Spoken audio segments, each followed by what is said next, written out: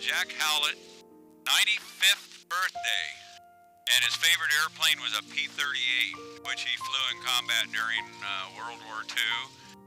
And he's up front here, and we're going to go fly the pits. And he's going to do the aerobatics, and we're going to go have some fun. Around. You'll love the roll, Ray. Whoa, Betsy! Isn't that nice? Holy crow! It's almost automatic, isn't it? Now, Jack, I understand you flew in World War II. In combat, I flew P-38 and P-47. And what kind of combat missions did you run? Most of mine were close ground support and armed reconnaissance. Reconnaissance would be, they might send us in after a bridge or observation towers, marshalling yards where the Germans were grouping railroad cars, stuff like that. Or they might just be an area where you'd go in and whatever moved, you blew up. You strafed or bombed, or both. And then close ground support, or you'd be called in by somebody on the ground in a tank or radio control, and they'd call you in because they were being stopped by German, maybe artillery tanks or something like that, and you'd come in and you'd break that up. And I understand that in one run you led the men to, knock out like 100 vehicles? Yes. Well, we were coming back and we were searching, and the visibility was horrible. And I spotted these vehicles, and they gave me a Distinguished Flying Cross for directing. And I think there were 8 or 12 of us, and we destroyed over 100 vehicles.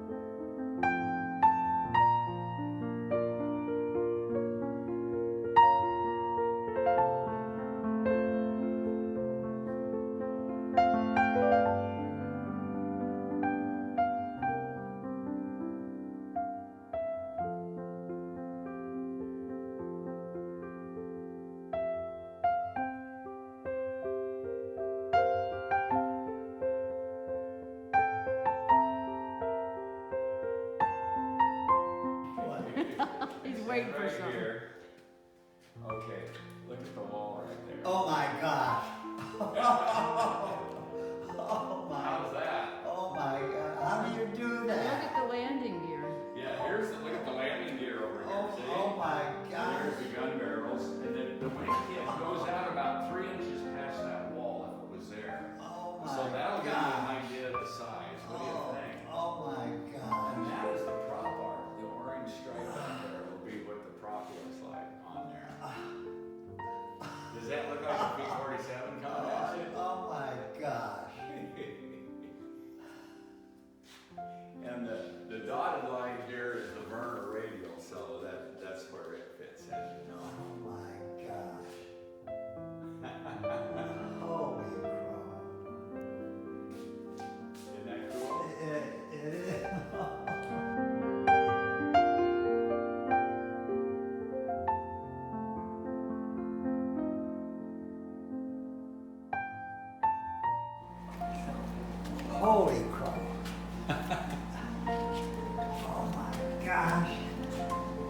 thing's ready to fly. What do you think, Jack? Oh my gosh.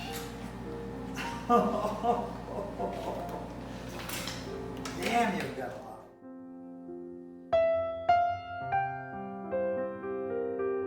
But what I want to show you here, come up here, look at there's the tail wheel gear doors. Look up here. Oh my gosh. How the tail wheel comes out. How's that? Oh my gosh. Is that cute? Or look at how they fit. Unbelievable. It was a clear sky, and you kind of felt something happening. It was, you didn't hear it, there was just kind of a rumble. And you looked up, and here came the first group, and it was the first 1,000 plane raid. And then you could see them coming. And each one of them had 4 contrails. There would be 17s and 20, there might have been 24s. And each one of them had 4 contrails. And as they went over, the sky was just solid, thin overcast. Wow. And you looked up, and here they were, and they just covered the sky with, and then there was the rumble. It just, you say, 1,000 airplanes. yeah. Yeah. How long did it last? Oh. I mean, it must have taken a while for all those just to go by. It did, but they were almost horizon to horizon. Really? Yeah, well, it wouldn't have been that much, but it lasted probably 20 minutes or so. Wow.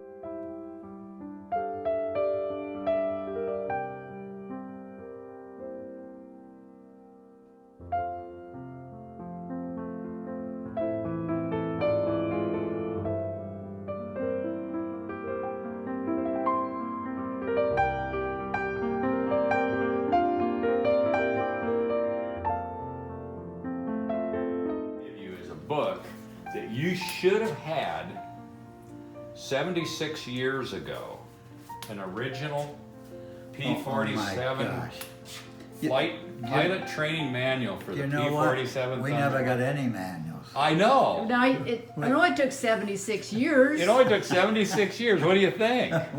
We didn't get a questionnaire. You know, usually you had to fill out all the paperwork, how much oil does it keep, and what air speeds and all this. We never got any of this after all these years. What do you I think? got a book. Now, a little bit late. And now we got a pilot training manual my for the gosh. P-47 with Hap Arnold in there. Oh my gosh. Yeah. So now you can see if you did things wrong or right. Yeah, now you can read all about the airplane. The hatchback. Oh my Yeah, and they got a God. bubble top and hatchback. They Yeah. cover both airplanes in here. Well, when I went, the first flight I got in, it was in a hatchback. Wow. That was 45 minutes, and then 10 minutes. My next 10 minutes is when I went through the trees.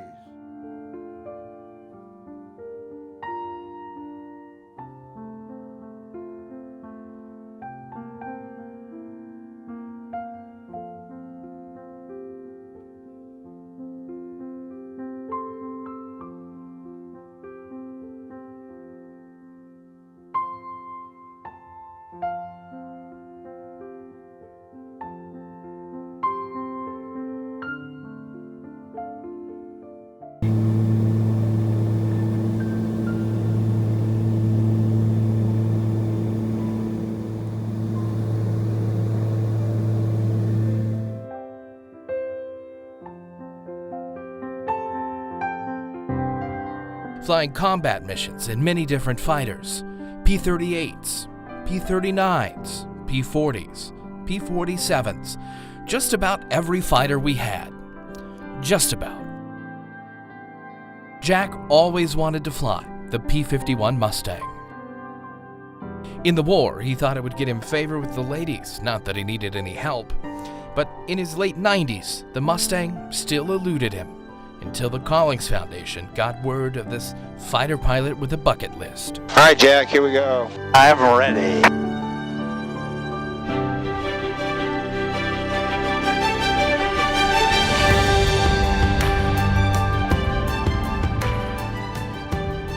As Collings Foundation pilot Fred Bauer makes TF-51D Mustang Toulouse knots roar to life from the runway in Leesburg, Florida. Jack is all grins. About 20 degrees. A little bit more. All right, now stop and roll. There you go. Keep that aileron in so the wings are level. Nice.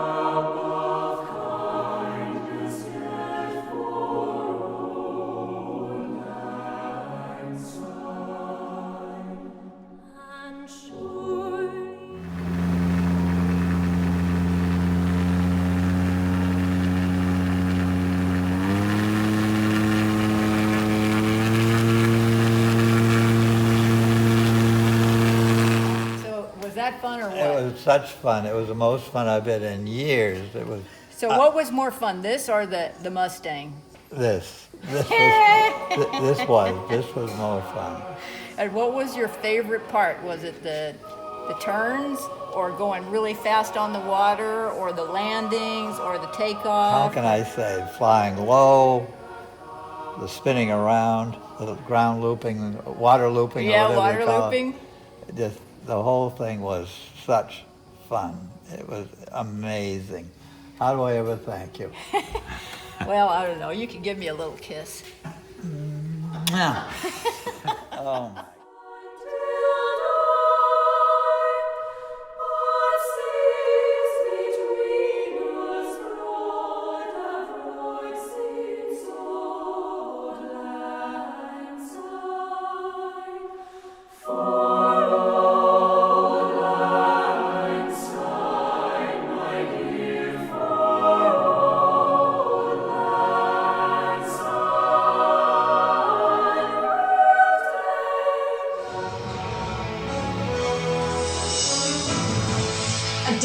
World War II veteran receiving a standing ovation at a Trump rally in Florida after attendees in the crowd got the attention of President Trump. 100-year-old veteran right here.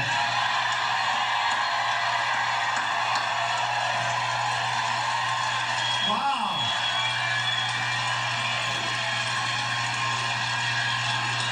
And he looks beautiful. 100, huh? Looks better than I do. Joining me now is that World War II veteran, Army Major Jack Hallett. Veterans for Trump Advisory Board member Catherine Gates Skipper, who goes by Cat, and Florida Congressman and former Green Beret Commander Michael Watts, who also attended that rally. Hi, everyone. Hi. Hi. Mr. Hallett, I'll start with you. Tell us the story. What happened? What happened when? At the rally. How did the president know you were in the crowd? Well, there were 2 or 3 people sitting in front of me, and they kept waving signs at him, telling me I was there. And he finally noticed, so he finally noticed, and he told me to stand up. And what am I going to do? When the president says stand up, you stand up. And so that's when it happened, and I stood up. Actually, I'm lucky to be able to stand up, I guess, at this age. So you look incredible. That is amazing. How did that feel after everything you've been through, 100 years, you served our country? How did it feel to be recognized by that many people? It's unbelievable, absolutely unbelievable. I am kind of embarrassed, but it is unbelievable. Thank you. And Kat, you were there as his escort. You're also a veteran. What did it mean to you? It means everything in the world that I can take our veterans and the ones that's gone in front. In fact, they're the ones that lead us to get to where we are today, and it's an honor, especially to bring them in front of their commander-in-chief. It's just a great feeling. Congressman, I saw on your social media account you had a video interviewing him with all the music playing in the background. Why was it important to talk to Mr. Hallett and put that on social media?